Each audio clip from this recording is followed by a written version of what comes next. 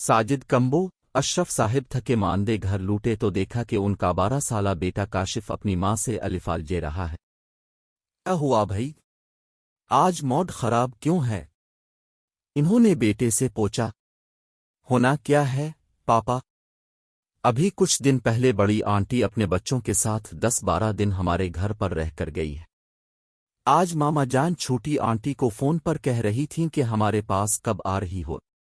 फिर क्या हुआ? काशिफ के पापा ने कहा। होना क्या है, हम मामा से पॉकेट मनी मांगें तो 10 रुपए पकड़ा देती है।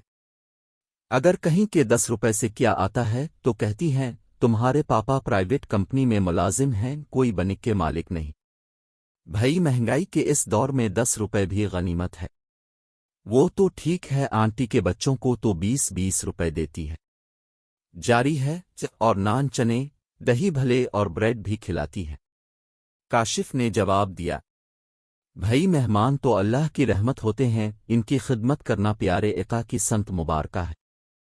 बात तो आपकी ठीक है, मगर अपनी पॉकेट भी देखनी चाहिए। अब की सेलर छोटिए में 20,000 रुपए है, अगर उन पर 2,000 खर्च करें तो जाहिर है बजट खराब होगा और महीना के आखिर पर किसी के सामने हाथ फैलाएंगे। नो टेंशन, उधार का सिलसिला चलता रहता है, जब सैलरी आएगी उन्हें दे देंगे। जो मेहमान आता है वो अपनी किस्मत अपने हिस्से का रिस्क साथ लेकर आता है, और तुम्हें पता है बज़ाहिर मेहमान के आने से बजट खराब होता है, मगर इसके इवज़ अल्लाह ताला इस घर पर रहमतों की बारिश कर देता है।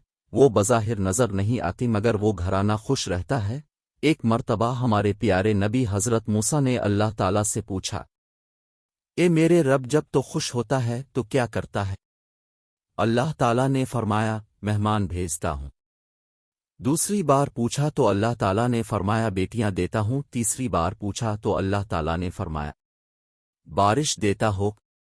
अब खुद अंदाज़ा लगाओ, जिस घराने पर अल्लाह मेहरबान होता है वहाँ मेहमान भेजता है, वहाँ का रिस्क पहले भेज देता है।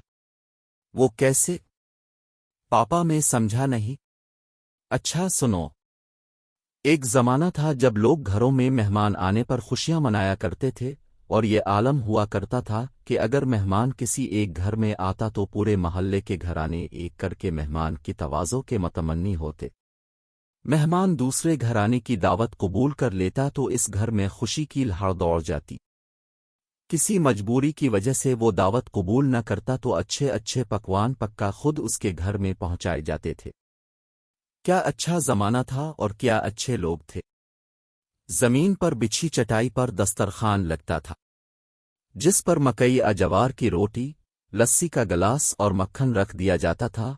और अगर पापा जान आज कौन सा दूध लस्सी मक्खन का दौर है, पिज़्ज़ा बर्गर का दौर है, गई वक्त वक्त की बात है। अच्छा एक और वाकया सुनो। प्यारे एका के दौर में एक खातून ने आपकी खिदमत अक़दस में पेश है कर अर्ज़ की कि इसका शौहर रोज़ कई मेहमानों को लेकर आता है, उसने इनकी खिदमत नहीं हो सकती। अपने इस खातून की बात सुन ली, इसे कुछ न कहा। कुछ दिनों बाद अपने इसके शौहर से कहा वो उनके घर मेहमान बनकर आना चाहते हैं, क्योंकि इस शख्स ने जब अपनी बीवी को बताया तो इस खातून खाना को बेहद खुशी हुई। उसने सोचा कि मैंने जो प्यारे एका से शिकायत की थी शायद मेरे शौहर को समझाने आ रहे हैं कि मेहमान न लाया करो।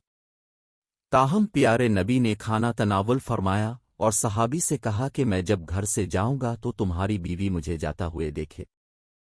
जब अब तशरीफ ले गए तो इस खातून खाना ने देखा कि अब के पीछे हशरात और बलाएं भी घर से बाहर जा रही है। अपने इस घराने को दर्स अजीम देते हुए कहा कि जब मेहमान घर से रोज़ना होते हैं तो उनकी बरकत से घर में मौजूद बलाएं भी घर से चली जाते हैं, इसलिए मेहमान की कदर व मंजिलत करनी चाहिए।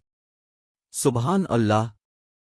काशिफ के मुंह से निकला, सॉरी पापा जान, अब मेरी समझ में आ गया कि मेहमान अल्लाह की रहमत होते हैं। अब मैं खुद छोटी आंटी को फ़ोन करके कहता हूं कि वो हमारे घर महीना भर रहे। नन्ही सहरिश ने कहा। सभी मुस्कुराने लगे।